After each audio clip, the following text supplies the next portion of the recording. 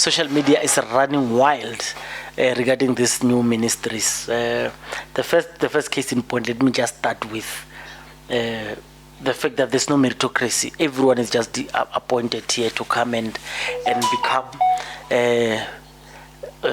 just to add numbers on this already swollen up cabinet with 74 participants. So that includes everyone there.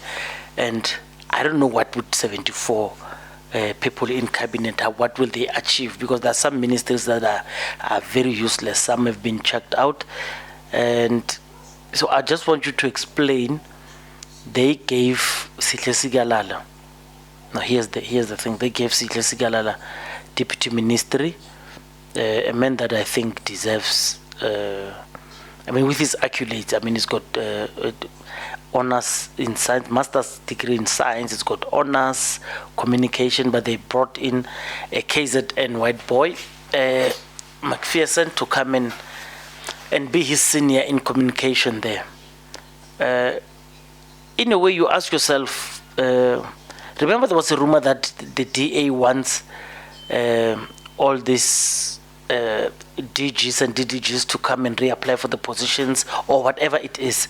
It starts to make, we've been lamenting the fact that it's actually them who do this spade work. And Ramaphosa has confirmed it by just appointing people without merit. And now DA is in trouble.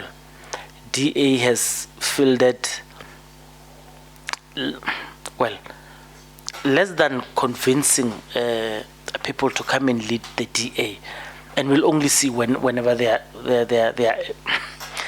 are operating.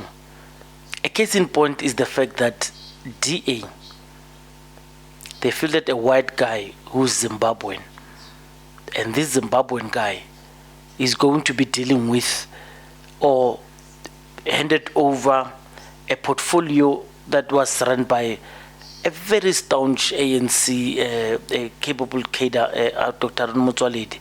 He's been working with Zimbabwe. What is it? Temporary visas or stuff. But this guy is a Zimbabwean. Will he fight with the same vigor? Maybe we don't know how these politics work. So whenever a minister comes into power, does he do things by his own accord or what? Because I doubt if this guy, this minister, will do what is expected of him to deal in home affairs. But what I suspect could work is the fact that he will crush corruption within home affairs, and a lot of people may be afraid of that. In terms of him being a Zimbabwean, and they quickly went in to go and change his credentials. People have flagged it a long time ago, but you still think he can escape it? What are you feeling? What are you feeling about all of this? And of course, including the fact that a positive one is PAC have secured land reform and rural development. Isolate Tuma Africa. They have finally, because they've got an Azapo alliance there. I don't know how they are going to work. He's going to hire people from Azapo to go and swell up that ministry to help him achieve what he wants to achieve. I still don't know how this thing is going to work. For example, will ANC of old, ANC of power and dominance used to have certain things called the NGC, the policy conference, and then they go to the conference, they come and implement those things. Well, they come and implement selectively the thing that they discussed in their conferences. For example, they didn't, after Polokwane, they ignored other important things. The first thing they did is to take away the scorpions, but they left the labor brokering, which was a bread butter issue, and pro-poor winner that they came back from in Polokwane. They didn't implement it. When Bo Cyril won that conference in, was it Nazareth? Yeah. He came back and he didn't implement, what is this, the Reserve Bank? Resolution made on the Reserve Bank. They didn't. They just sat on it because no one will punish them.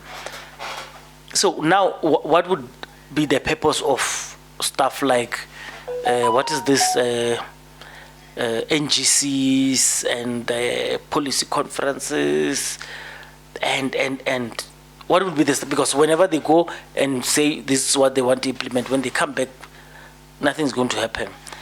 The country was amiss. I mean, Action SA, for example, DA, were deliberately talking lies about the Bella Bill, how the Bella Bill is going to do this. But I told you many times in this podcast, I told you in many times that this is just a shame. What they are going to do is they want to racially and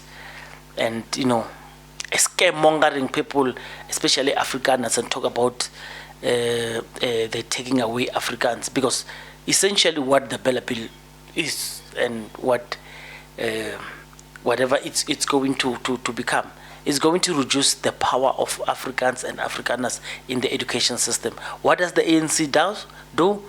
They go ahead and give it to a DA person to go and implement whatever they would have achieved. What a useless move by the ANC. Someone will say, well, they were cornered. Yeah, man, then give them ministries like women and children. Give them small business and let them implement there. Give them other ministries, man. But you can't give them education. I mean, you give DA education, the Masters of Bantu education. What do you think is going to happen? They're going to segregate these things even worse. They're going to delay things even worse. But anyway, this is what you chose. This is what you voted for. Please tell me what you think. There is no meritocracy. There are a lot of blunders that the ANC has made. Some you would have seen here, the comments and the jokes, and removing Bantu Holomisa.